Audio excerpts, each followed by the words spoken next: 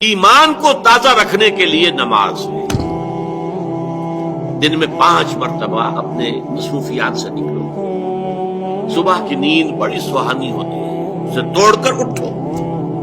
اور اٹھو اللہ کے حضور میں حاضر ہو، کھڑے ہو جاؤ، وضو کرو، کھڑے ہو جاؤ، نماز پڑھو، اللہ سے اپنا عہد جو ہے تازہ کرو۔ ایاک نعبد و ایاک نستعین، اللہ تعالیٰ کے ساتھ اپنے اس عہد کو دوبارہ استوار کرو، تازہ کرو۔ بڑا پیارا شعر ہے حفیظ جالندری کا کہ سرکشی نے کر دیے دھندلے نقوش بندگی، آؤ سجدے میں گرے لوح جبیں تازہ کرے۔ لوح کہتے تختی کو، جیسے تختی ہوتی تھی ہم لکھتے تھے، پھر تازہ کرتے تھے اسے، اس کے اوپر پھر دوبارہ گاجنی سے اس کو دوبارہ جو ہے تاکہ اس پر لکھا جا سکے۔ تو یہ لوح جبیں جو ہے یہ ہماری، اسے رکھو زمین پر تاکہ اس میں بندگی کا جو نقش ہے وہ تازہ ہو جائے، اس لیے کہ ہماری سرکشی جو نفس کی سرکشی ہے، ان النفس لامارۃ بالسوء، اس نے ہماری یہ بندگی کے جو آثار ہیں، جو نقوش ہیں، انہیں کمزور کر دیا، دھندلا دیا۔ تو نماز ایک ستون ہے، اور یہ جان لیجئے کہ اسلامی معاشرے کے اندر اس کی تنظیم، اس کی آرگنائزیشن کے لیے یہ یوں سمجھیے رکن رکین ہے، یہ عمود ہے، یہ سب سے بڑا جو ہے بنیاد ہے۔ اب آپ کو معلوم ہے کہ اسلامی معاشرے میں ایک فرد ہے مسلمان، اس کی زندگی بھی اگر وہ نمازی ہے اور نماز کا حق ادا کرتا ہے، اس کی زندگی گویا کہ نماز کے گرد گھومتی ہے، اس کا سارا نظام الاوقات جو ہے نماز کے حوالے سے طے ہوگا۔ فلاں کام کرنا، اچھا بھائی عصر کی نماز کے بعد وہ کوئی ایسی اپائنٹمنٹ نہیں کر سکتا کہ جس میں عصر کی جماعت جو ہے اس کا معاملہ جو ہے وہ خطرے میں پڑ جائے، مغرب کے بعد اس کا سارا معاملہ چلے گا،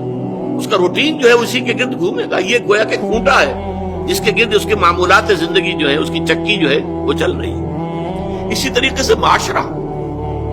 اب 5 مرتبہ دن میں مسلمان مسجد میں جمع ہو رہا ہے، ایک امام کے پیچھے کھڑے ہیں،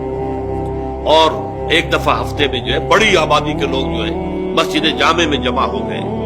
یہ اسلامی معاشرے کی ایک تنظیم ہے۔ سال میں 2 مرتبہ جو ہے آبادی سے باہر کسی بڑے کھلے میدان میں لوگ چلے گئے ہیں عیدین کے لیے، اور سال میں 1 مرتبہ جو ہے پوری دنیا سے کشاں کہاں کہاں سے گورے بھی اور کالے بھی اور پیلے بھی مسلمان کہاں سے چلے آ رہے ہیں، ہر مسلک، ہر فقہ کے ماننے والے۔ یہ ایک تنظیم ہے جو نماز کے گرد اور حج کے گرد ہو رہی ہے، اور یہ نماز جو ہے در حقیقت بندے کا تعلق اللہ کے ساتھ استوار کرنے کا سب سے بڑا ذریعہ ہے، اس لیے کہ ہمارے معمولات جو ہیں وہ ہمیں اللہ سے غافل کر دیتے ہیں، ہم گم ہو کر رہ جاتے ہیں۔ بڑا پیارا شعر ہے اقبال کا، کافر کی یہ پہچان کہ آفاق میں گم ہے،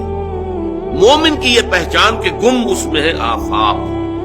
آفاق میں گم ہو جانا، میرا یہ کام ہے، یہ کام ہے، یہ کام ہے، یہ کام ہے، یہ کرنا، وہاں جانا، وہاں سے وہاں جانا، وہاں سے وہاں جانا، ایک چکر ہے، ایک روٹین ہے، انسان گم ہو گیا، کہاں خدا کا خیال، کہاں آخرت کا خیال، آئے گئی گم ہو گیا۔ اور ایک وہ ہے کہ جو گویا کہ دنیا میں رہتا ہے،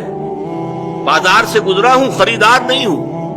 دنیا میں رہو اور دنیا میں گم نہ ہو جاؤ، بلکہ دنیا تمہارے اندر آ جائے، تمہارے قابو میں آ جائے، تمہارے تابع ہو جائے، تمہارے سارے معمولات تمہارے اپنے فیصلے کے، تمہاری خودی کے تابع ہو جائے۔ یہ کیفیت ہے در حقیقت کی جو مطلوب ہے۔ اسی لیے فرمایا حضرت موسیٰ علیہ السلام کی پہلی جو حاضری ہوئی تھی اور اسی میں انہیں رسالت عطا ہوئی، اس کی پہلی وحی سورہ طٰہٰ کے شروع کی آیات میں ہے، اقم الصلاۃ لذکری۔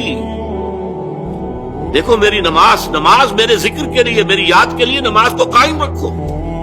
الصلاۃ عماد الدین حضور فرما رہے ہیں، یہ دین کا ستون ہے، اس دین کی